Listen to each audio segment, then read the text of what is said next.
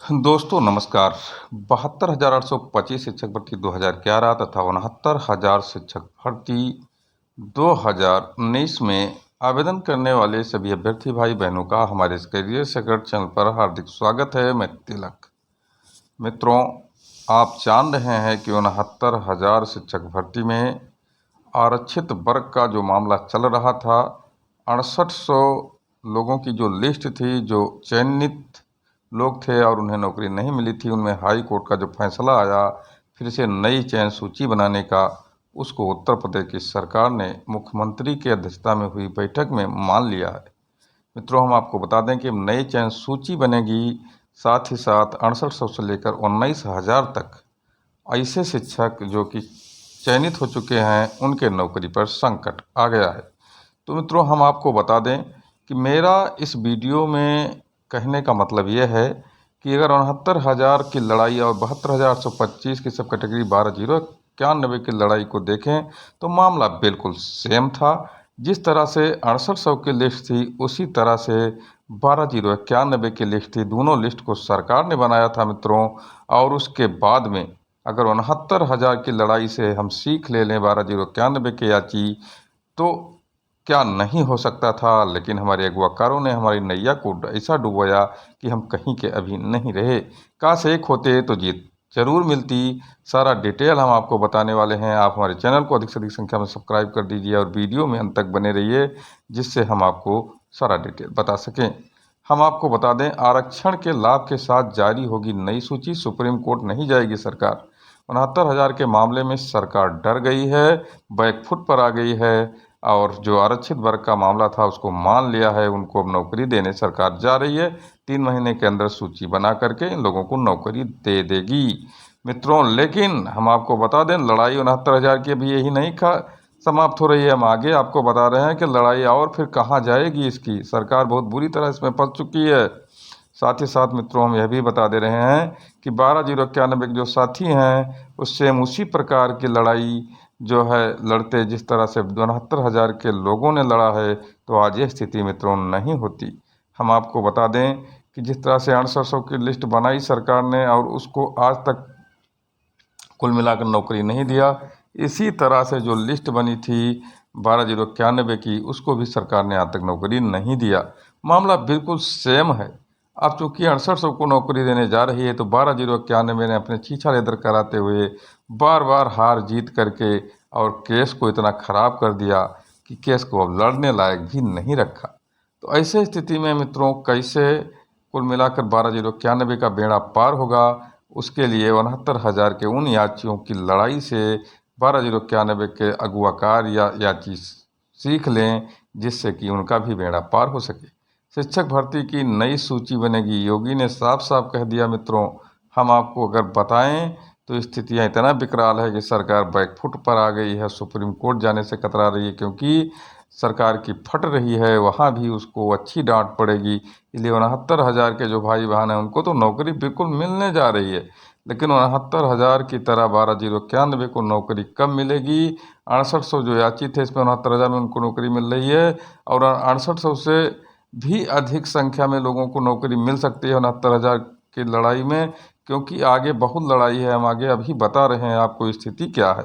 मित्रों, हम आपको बता दें कि 72,825 शिक्षक भर्ती में अभी जो सुप्रीम कोर्ट के अंतरिम आदेश थे, उसमें 2-3 अंतरिम आदेश हैं। सब में फायदा और सहयोग मिल सकता है याचियों का।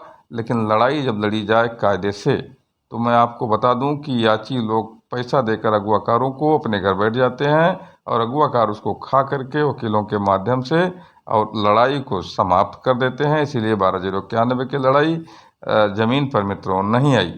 हम आपको बता दें कि 69,000 के जो लोग हैं और जो आरक्षित वर्ग वाली सीट पर लड़ रहे थे, उनको इसका फ़ायदा मिल गया, क्योंकि वो एकजुट थे। इनमें कोई आपस में फूट नहीं थी, इकट्ठा होकर लड़ रहे थे और अच्छा वकील का चयन किया, इसलिए वो जीत गए। और 12,091 के जो साथी हैं, वो पैसा खूब दिए, करोड़ों रुपए दिए, अगुवाकारों ने खूब लूटा और अच्छा वकील भी नहीं किया। मित्रों, हम आपको बता दें, शिक्षक भर्ती में अब त्रिकोणीय लड़ाई बन गई है। यही बताने के लिए हमने कहा था कि आपको अभी आगे हम बताएंगे। एक तरफ तो 6800 शिक्षक जो जिनकी सूची बनी थी उनको सरकार समायोजित करने की बात कह रही है, वहीं आरक्षित वर्ग के लोग कह रहे हैं कि यह संख्या 19,000 है। 19,000 सीटों पर अनारक्षित वर्ग ने कब्जा कर लिया है।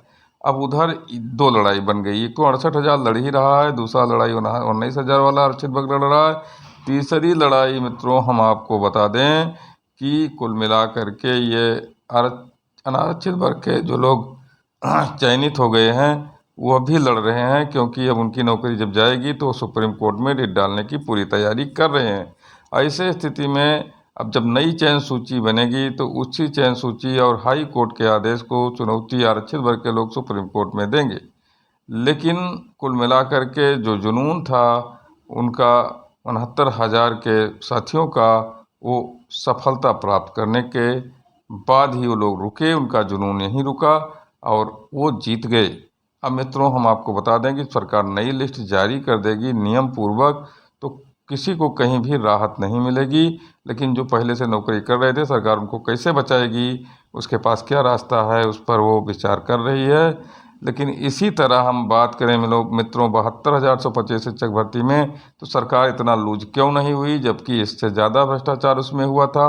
उसमें तो टेट मेरिट को मॉडिफाई करते हुए, एडिट करते हुए तमाम लोग नौकरी कर रहे हैं। बहुत सारे ऐसे लोग हैं जो प्रत्यावेदन के आधार पर नौकरी पा गए, ऐसे 19,000 20,000 लोग हैं और वो उनका मास्टर डाटा से कहीं मिलान भी नहीं है, किसी ज़िले के कट ऑफ में भी नहीं आते। बस केवल एक सादे कागज़ पर लिख दिया कि हमारा कट ऑफ यह है, हमको नौकरी दिया जाए, हम छूट गए थे, और पैसा ले करके बेसिक शिक्षा अधिकारियों ने और इन लोगों को नौकरी दे दी। तो मित्रों हम लड़ाई ढंग से नहीं लड़ पाए, इसलिए हार गए, और 69,000 के लोग लड़ाई ढंग से लड़े, इसलिए वो जीत गए। इसीलिए हमने इस वीडियो के थंबनेल में स्लोगन बनाया है कि 69,000 की लड़ाई से सीखें 12,091 के याची, काशेक होते तो जीत निश्चित होती। 6800 की ही तरह है 12,091 की लिस्ट। लेकिन मित्रों हम आपको बता दें, जिस तरह से 12,091 के अगुवाकार 69,000 शिक्षक भर्ती के उन अगुवाकारों से सीख नहीं ले रहे हैं जो आज हाई कोर्ट के डबल बेंच में भी जीत गए। और चूँकि हम आपको बता दें कि सिंगल बेंच तो सरकार की ही जो है कम से कम वाहवाही कर रही थी, लेकिन डबल बेंच ने ऐसा फैसला दिया कि सरकार सुप्रीम कोर्ट भी जाने लायक नहीं रही।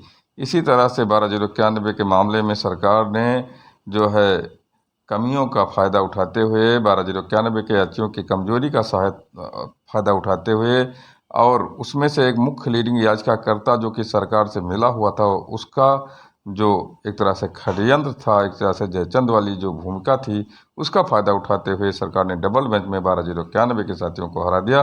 मित्रों 69,000 के साथियों से सीख लें। धन्यवाद।